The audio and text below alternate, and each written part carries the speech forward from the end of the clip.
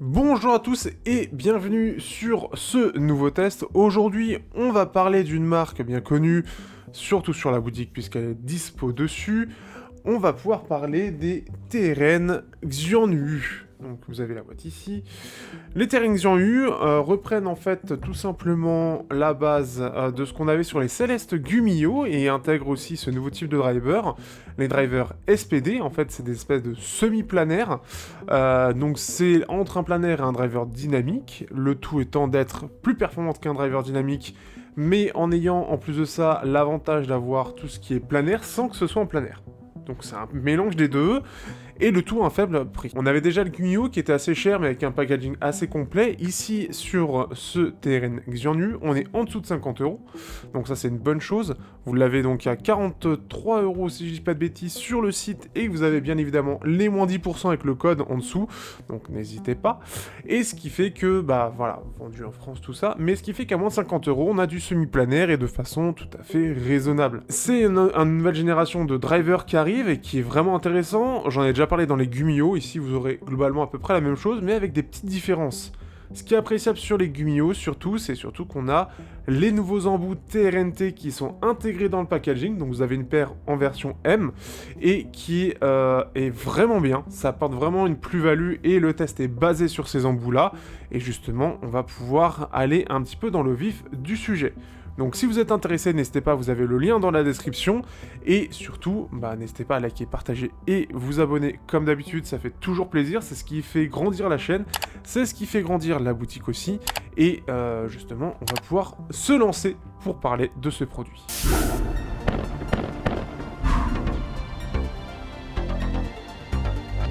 Au niveau des écouteurs, on se retrouve donc avec un nouveau design.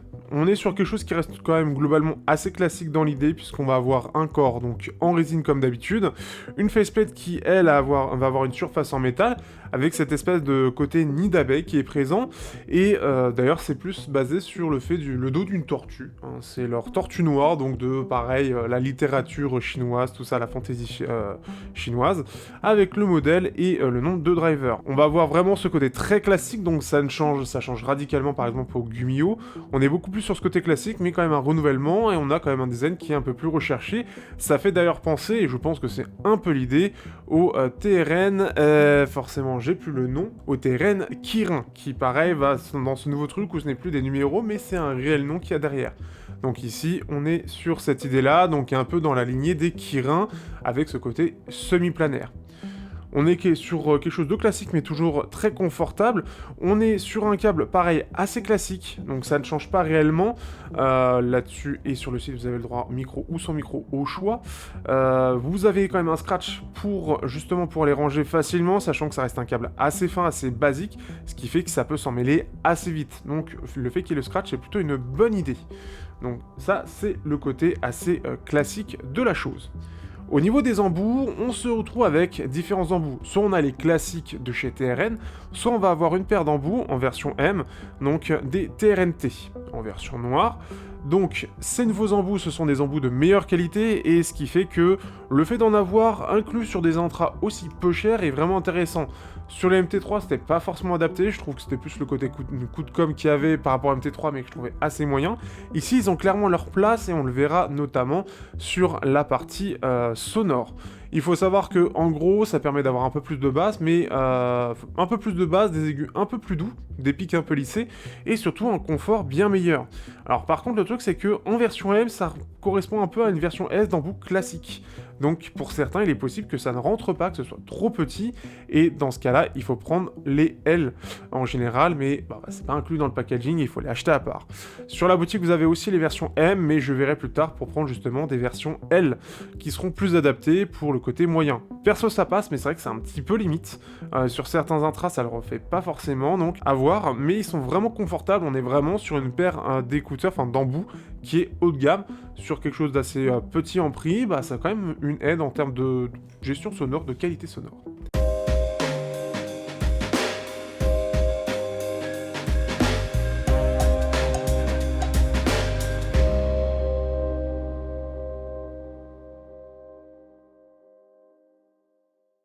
Pour la configuration, nous avons le droit donc à ce fameux driver donc c'est un driver planaire carré de 10 mm et c'est du semi-planaire, c'est comme ça qu'ils appellent ce type de driver un peu particulier.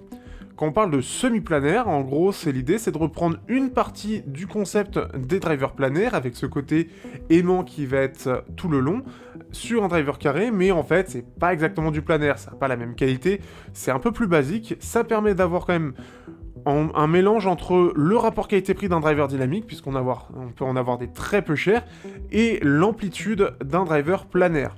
Donc c'est un peu entre les deux, c'est une nouvelle génération de drivers, il va falloir voir comment ça évolue, et vous le verrez bientôt avec le test des Pandamon, qui arrive d'ailleurs sur le site aussi, et je vous invite à aller voir aussi, qui sont très sympathiques, donc on en parlera de ce partenariat avec eux, mais ici donc ce qui fait qu'on a ce driver là, cette première génération de driver, avec une armature équilibrée pour aider à tenir dans les fréquences, puisque le problème de cette première génération, c'est qu'ils n'arrivent pas à tenir tout le long de la fréquence. Les très hautes fréquences, eux, ont un peu du mal à ressortir clairement et à être nettes. Au niveau de la signature, pour ceux qui ont déjà vu les Gumio, vous n'aurez pas quelque chose de très différent. Néanmoins, on pourra noter, globalement, on va avoir quelque chose de relativement neutre, avec une petite pointe dans les médiums et aussi dans les extrêmes aigus assez classiques. Au niveau de la basse, on va avoir un petit... là où c'est un petit peu mieux poussé, je trouve, sur les Gumio, on va en parler justement après, on a une basse qui est légèrement relevée, ce qui fait que ça lui donne, enfin une sous-basse, on va dire, même si c'est un petit peu plus la basse en elle-même, ça fait une petite signature en W, avec une pointe dans la partie basse aux alentours de 100 Hz, on va avoir les médiums qui sont relevés un petit peu, et l'extrême aigu qui sont un peu plus relevés pour le coup. Pareil, pour le coup, le test, il est fait avec les embouts nouvelle génération, donc les TRNT, qui permet d'adoucir le pic dans les 10 kHz, d'avoir un petit peu plus de chaleur et d'avoir un peu plus de basse. Ce choix est vraiment pas mal, puisqu'on est sur un W, une signature en W, mais assez plate, hein, ça reste relativement neutre, ça on le reverra un peu plus tard, mais ce qui fait que en gros, on va avoir une basse qui va pas aller très très bas par contre. C'est un peu le souci, les TRNT permettent un petit peu de modifier ça, mais c'est pas très bas, par contre elle garde un peu de punch. On va avoir des médiums qui sont clairs, qui sont agréables, qui sont bien définis et qui ont une bonne ampleur et qui, avec les bons embouts justement, sont assez chaleureux. Ce qui est agréable, c'est qu'on a quelque chose qui ressort bien, qui a une voix qui prend pas mal de place, donc on n'a pas ce côté qui peut être fin ou qui peut se faire bouffer par les basses ou les aigus parce que c'est pas assez performant. Donc on a une vraie présence, et à ce prix-là, c'est vraiment pas mal, une vraie présence des médiums. On va avoir des aigus qui restent assez doux, par contre des extrêmes, donc le pic de 10 kHz assez classique qui va ressortir un petit peu, donc les cymbales etc. vont ressortir, mais avec les embouts TRNT, ça permet de calmer un petit peu ça et de rééquilibrer un petit peu. Ça permet de gagner, et grâce justement à cette armature équilibrée qui va pousser justement dans cette partie-là, de gagner en netteté et d'avoir quelque chose de tout à fait correct. On a quelque chose qui, pour moins de 50 € est vraiment bon en termes de performance. On a une basse qui n'est pas certes très profonde, mais qui a un bon débattement. On va avoir vraiment une bonne ampleur, on sent vraiment qu'il y a de quoi s'amuser quand même, malgré le fait que ce soit un espèce de W un petit peu neutre. Donc ça, c'est vraiment très bien géré de ce point de vue-là. On a des médiums qui ressortent vraiment bien, et par rapport à d'autres intras, ça va vraiment avoir cet effet où on sent que ça a son espace, ça prend son espace. Pour moins de 50 €, c'est pas forcément le cas de ce que l'on peut trouver ailleurs. Et les aigus, eux, c'est forcément le moins défini. Globalement, on sent que le driver planaire, lui, il a un petit peu plus de mal sur la fin à être présent, et justement, l'armature équilibrée, elle va aider dans les 10 kHz à ça. On sent que, justement, ça va assez loin, ça va vraiment très loin, mais pas de façon très définie. Donc c'est vraiment pas mal du tout, c'est assez polyvalent. Pour ceux qui sont fans de basse, forcément, ce sera pas forcément ce qu'il y a de plus adapté. Là, je vous conseille plus les V90 qui sont plus dans cette idée-là, mais c'est surtout cette maîtrise, cette maturité. Donc pour ceux qui sont déjà dans cette recherche d'intra de qualité, d'intra avec une signature qui, certains pourront dire d'être mature, d'être audiophile, ça peut ressembler un peu à ça. Le seul défaut majeur, c'est surtout l'armature équilibrée qui va ressortir. Encore une fois, les TRNT permettent de lisser un petit peu ça, mais va pas mal ressortir, comme on a un peu l'habitude avec les TRN, qui ont tendance à faire ressortir ça. Je vous conseille les Pandamon, j'en parlerai bientôt, où il n'y a pas ce pic-là, c'est très bien fait. Néanmoins, je trouve ça un peu plus doux, et justement, on va en parler juste après dans la partie comparaison, par rapport au V90. On a vraiment quelque chose qui va être très sympathique, mais surtout qui a cette belle ampleur de basse que beaucoup de drivers dans les intras à ce prix-là, ont du mal à avoir. Et c'est ça qui est vraiment pas mal, et ce qui fait que j'apprécie beaucoup le rendu. Il a tout à fait sa place dans la gamme TRN, c'était un peu une peur que j'avais par rapport à ce que j'avais l'habitude d'avoir chez TRN, mais vraiment, cette signature est vraiment bien gérée. On a vraiment quelque chose qui est vraiment pas mal, et qui montre vraiment les capacités de ce driver.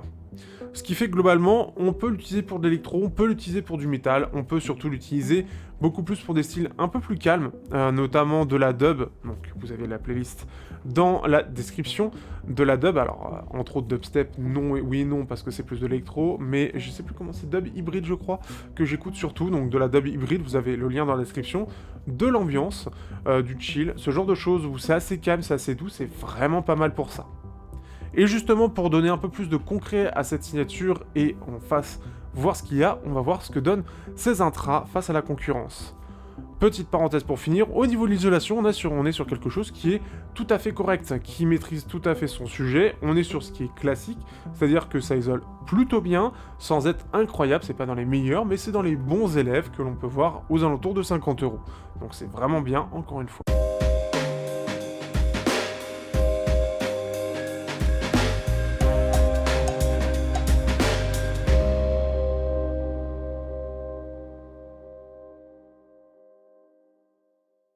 On va comparer à 4 intras et des intras très intéressants, notamment un, on va parler à la fin, les KZ AS12, qui ont à peu près le même type de signature, mais qui lui est full BA. On va commencer avec justement son copain, puisqu'il partage quasiment tout. Il faut savoir que c'est en gros le même driver, pas forcément la même armature équilibrée, mais le même driver. Ça m'a été confirmé directement par Kinera, qui a vendu ce driver-là. Donc face au Céleste Gumio. En gros, donc c'est la même configuration, c'est le même driver et une armature équilibrée en plus. Mais globalement, on peut le même voir, c'est la même signature à peu de choses près. Ce qu'on va pouvoir remarquer, c'est qu'on a un petit peu plus d'aigus sur les Céleste Gumio. Une scène un petit peu plus large du coup grâce à ces aigus relevés.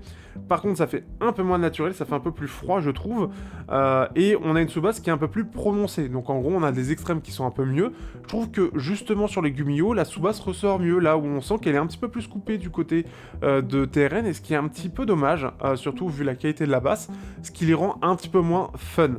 On a quelque chose qui est intéressant de ce point de vue-là, et c'est surtout les embouts TRNT qui vont permettre d'avoir ce côté un petit peu plus lissé, justement, d'un petit peu plus chaud, d'un petit peu plus doux, notamment avec le pic en question, et qui permet de mieux gérer ça, et ce qui permet d'avoir aussi un petit peu plus de base par rapport aux embouts classiques que propose TRN, et ce qui fait que justement on a quand même un petit peu plus de basse, parce que de base on a vraiment cette coupure, je sens vraiment cette coupure dans la basse. D'ailleurs on a même une meilleure isolation aussi je trouve, c'est un petit peu mieux isolé là-dessus, et quand même la finition est meilleure. Par contre le câble et le packaging est très inférieur à ce que propose du coup Céleste, donc Kinera, qui propose quelque chose de bien meilleur, ce qui explique aussi son prix, parce que le câble est clairement un cran au-dessus. On a, et bien évidemment, les TRN V90. Alors les TRN V90, eux, ce sont des intras qui sont sortis il y a longtemps, donc un driver dynamique et 3 drivers à armature équilibrée, et ce qui fait qu'on a une signature en gros qui est un petit peu en U. Donc c'est-à-dire une sous-basse qui est plutôt bien présente, une basse globalement et surtout une sous-basse, avec des aigus qui ressortent bien, donc vraiment ce côté U. Et ça se ressent tout de suite. On a quelque chose qui est un petit peu plus dynamique forcément, avec cette basse qui va quand même avoir un bon débattement, surtout qu'elle est beaucoup plus relevée, et ces aigus qui ressortent beaucoup. On a une plus grande clarté aussi, mais par contre c'est clairement plus fatigant, on a plus de sous-basse, et c'est quand même moins net, c'est quand même moins précis. Comme je l'avais déjà dit sur le test précédent des Gumio, on s'approche pas mal de ce que propose TRN avec les ST5. Ça reste en dessous, les ST5 restent au-dessus, mais n'empêche qu'on s'approche pas mal. Ici, on a vraiment deux choix différents. Soit on a une signature très dynamique, très fun, vraiment bien pour du métal, de l'électro, etc., avec une basse qui s'en sort quand même encore bien aujourd'hui, mais par contre, bah, c'est moins détaillé. Clairement, ça se ressent. On sent qu'on a une moins bonne netteté dans les aigus, et que bah, justement, plus de ça, on va avoir quelque chose de plus fatigant. Ce pic des 10 kHz avec ces deux drivers en côté aigu va plus fatiguer l'oreille, et ce qui fait que on va devoir limiter le volume. Donc c'est vraiment deux choses différentes. Soit vous avez le côté fun des V90, mais avec ses petits défauts, soit le côté plus sage des Xuanyu, mais avec ce côté un petit peu plus justement sage, donc pour de l'électro et pour notamment du métal, ce sera pas forcément assez, notamment niveau basse. Après il reste toujours l'égalisation. On a les ND N10, pour moi ça reste une des références dans ces prix là, mais globalement ça correspond à peu près à tous les KZ, donc c'est ça C10, C12, C10 Pro, etc. etc. C'est globalement la même chose. Les NDN10, en gros, on a une scène moins large pour une signature en V, donc un petit peu comme les V90 mais avec plus de basses et des aigus qui se ressortent plus tôt. Donc une signature en V, plus de sous-basses, plus d'aigus, mais c'est clairement moins naturel, et c'est globalement plus fatigant avec de la sibilance, et en plus c'est moins dynamique et c'est moins détaillé. On peut avoir à peu près la même chose avec les C10 Pro, globalement ça va être la même chose, peut-être un peu moins sibilant, mais on sent que la scène, là où les Xuanyu, on a une scène qui est assez large, avec une bonne séparation des instruments, ici, ça fait serré en fait, même les V90, je trouve qu'ils sont meilleurs de ce point de vue-là, ça fait assez serré avec des aigus qui ressortent trop, c'est pas hyper joli, et là-dessus, les TRN sont largement au-dessus. Pour terminer avec KZ, les AS12, donc globalement, ça ressemble pas mal au AS16 Pro, mais en plus clair, avec donc, ici on est sur du C-Driver par côté, armature équilibrée uniquement, et ils sont sortis il n'y a pas très longtemps, enfin ils sont ressortis il n'y a pas très longtemps avec toutes les fins de stock. Globalement, pour ceux qui l'ont, voilà ce que ça va donner. On est aussi sur une signature en W, mais forcément, on a clairement moins de sous-basse, puisqu'on est sur des armatures équilibrées, la sous-basse va beaucoup moins ressortir. Donc c'est la basse en elle-même qui va être plus percutante, plus le côté punchy de la basse que le côté vibrant. On va avoir un petit creux, au niveau des aigus, enfin des médiums, ça va beaucoup ressortir, mais sur vraiment le centre des médiums, et on va avoir des aigus qui ressortent à peu près pareil. Mais, ce qui fait qu'on a quelque chose qui est vraiment plus prononcé. Là, on a quelque chose d'assez plat pour un W du côté du terrain. Ici, on a vraiment quelque chose qui est beaucoup plus prononcé, beaucoup plus, tout simplement plus prononcé. C'est aussi plus clair, puisqu'on a manque de basse, on va avoir plus de clarté globale, mais on a aussi plus d'aigus qui va donner encore plus de clarté. On a plus d'extrêmes aigus et clairement on sent que c'est moins ample, on va beaucoup moins s'amuser, c'est quand même un côté un peu plus chiant, un peu plus analytique. On a une basse qui est clairement moins profonde et des voix qui sont plus fines. C'est quelque chose que j'avais déjà noté avec les AS16 Pro, le fait d'avoir des médiums qui vont trop ressortir, du coup en fait c'est pas assez porté par la basse, c'est plus porté en plus par le pic qu'il y a dans les aigus, du coup on a quelque chose d'assez fin, de très clair mais qui manque d'ampleur. Les Xuanyu ici sont beaucoup mieux gérés et sont beaucoup plus sages. Et comme j'ai dit, au niveau des médiums, on a quelque chose de beaucoup plus large, on a quelque chose qui a beaucoup plus d'ampleur, au niveau de la basse aussi du coup, et ce qui fait que c'est beaucoup mieux géré et beaucoup plus agréable au quotidien. C'est un côté moins technique par contre, forcément. Ici on va avoir un côté vraiment plus analytique, technique, un peu plus détaillé, mais pas tant que ça. En tout cas, je n'ai pas remarqué que c'était autant technique que ça. Forcément, on a le côté un peu plus doux et un petit peu moins clair, puisqu'on a la basse qui va être beaucoup plus bas et que c'est un driver dynamique. Mais c'est pas tant que ça. Enfin, on a vraiment cet ensemble qui est beaucoup plus cohérent à mon sens que ce que proposent les AS12. Donc après, ça reste des choix. Par contre, les AS12, eux, ont une meilleure isolation. Voilà un petit peu pour cette partie comparaison. Globalement, on va reprendre un peu, et même si vous voulez compléter ça, vous reprenez le test des Gummio dans la partie comparaison, et vous dites que c'est juste un peu plus chaleureux. C'est surtout ça qu'il faut noter, et vous verrez que c'est vraiment pas mal du tout, et ça se défend très très bien. Ce qui est vraiment bien, et on va en parler dans la conclusion, c'est que face aux Gummio, c'est surtout un packaging qui est un petit peu différent, des embouts de meilleure qualité et par contre un câble de moins bonne qualité, même globalement un packaging qui est de moins bonne qualité, donc c'est un peu contrebalancé mais surtout un prix bien inférieur.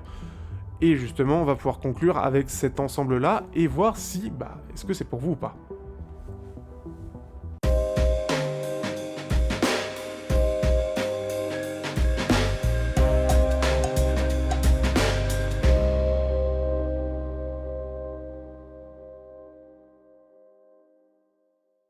Donc, que penser de ces TRN Xuanyu? Alors déjà, le fait de plus avoir de numéros, c'est plus chaud à dire. Mais, clairement, on voit que TRN est dans une nouvelle phase depuis quelques temps, notamment avec les Kirin, le premier planaire qu'ils ont sorti, maintenant le Xuanyu qui, pareil, utilise un nouveau nom, et ce qui fait qu'on est vraiment sur cette nouvelle phase en termes déjà de packaging, On a un packaging qui reste assez classique, même si je trouve quand même qu'il est un peu plus travaillé pour des intras à moins de 50€. Donc on sent vraiment qu'il y a une évolution de la part de TRN, et c'est une très très bonne chose de leur part. Et je suis toujours très content d'avoir misé sur eux pour la boutique, et pas KZ qui s'est vraiment cassé la gueule là-dessus, même s'ils reviennent petit à petit. Mais clairement, avec cette nouvelle génération de planaires, ces nouveaux drivers un petit peu particuliers, bah, TRN a bien misé. Je trouve que les modifications qui ont été faites par rapport au Guimeux sont intéressantes. Alors, j'aurais mis un peu plus de sous-basse tout de même, mais je trouve que, et grâce encore une fois au fait qu'ils aient mis ces nouveaux embouts, ça apporte quelque chose de plus. Alors, en plus de ça, les embouts sont super intéressants. Si vous êtes intéressé, ça change vraiment le son de plein d'intras. Généralement, on a un peu plus de basses, en tout cas, c'est mieux étendu au niveau des sous-basses, et ça lisse un peu les pics, ce qui les rend plus agréables. Par exemple, sur les terrains de Bex, ça marche bien. Globalement, ce qu'on peut dire, c'est que pour moins de 50€, on va avoir des intras qui sont assez matures. Alors, surtout, moi, sur ma boutique, c'est assez... Il n'y en a pas encore beaucoup d'assez neutres de ce type-là, mais ce qui fait que c'est clairement très intéressant. Ils ont quelque chose de plutôt détaillé, surtout pour du dual driver, si on prend dans son ensemble. On a quelque chose de bien détaillé, mais avec une base qui est assez profonde, avec plutôt pas mal de détails. Donc c'est mieux que du driver dynamique simple, tout en étant un peu moins bon que les tout derniers hybrides avec plus de drivers, 4 ou 5, ce qui fait que c'est vraiment bien géré là-dessus. On a vraiment quelque chose qui est assez complet, qui est assez équilibré et qui permet de l'utiliser sur globalement un peu tout. Comme je l'ai dit, là où j'ai le plus de problèmes, c'est surtout sur du métal.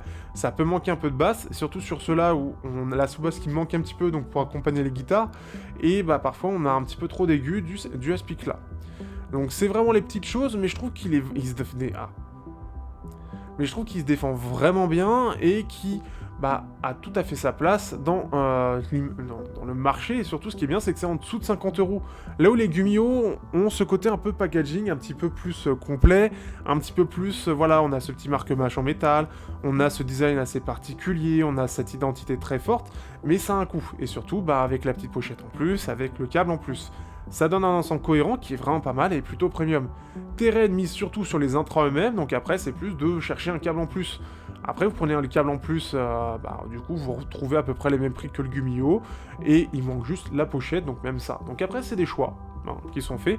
Ici ça permet vraiment de séparer les deux, donc l'un a le packaging, l'autre c'est vraiment les intras eux-mêmes et le rapport qualité-prix. Du coup TRN a misé là-dessus. En tout cas je les trouve vraiment intéressants, je trouve que on est sur une génération qui... On va voir comment ça va se développer, je suis super intrigué de voir comment vont se développer ces nouveaux drivers. Il faut savoir que vous avez les Célestes Pandamon qui sont sur la boutique, je les ai en test actuellement, et je suis assez impressionné de ce qu'ils ont fait, puisque cette fois-ci il n'y a plus besoin d'armature équilibrée pour les sortir. On verra ce que va sortir TRN par la suite, parce que je pense que ça devrait suivre aussi, mais les Pandamon sont vraiment cool. On a un côté mieux géré, plus neutre, surtout pour ceux qui veulent du neutre, mais tout en ayant cette basse qui a vraiment cette amplitude, et ces drivers là sont vraiment intéressants à suivre. J'ai vraiment hâte de voir ce que ça va donner par la suite avec les nouvelles générations, mais les Pandamon, j'aime beaucoup pour l'instant de ce que j'ai testé. C'est pas encore finalisé en termes de test, mais clairement ça vaut le détour. Bref, j'ai fini. Vous avez tout dans la description. N'hésitez pas à liker, partager, commenter, s'abonner. Et faites des vues. Faites-moi des vues. Comme ça, je peux avoir plus de choses.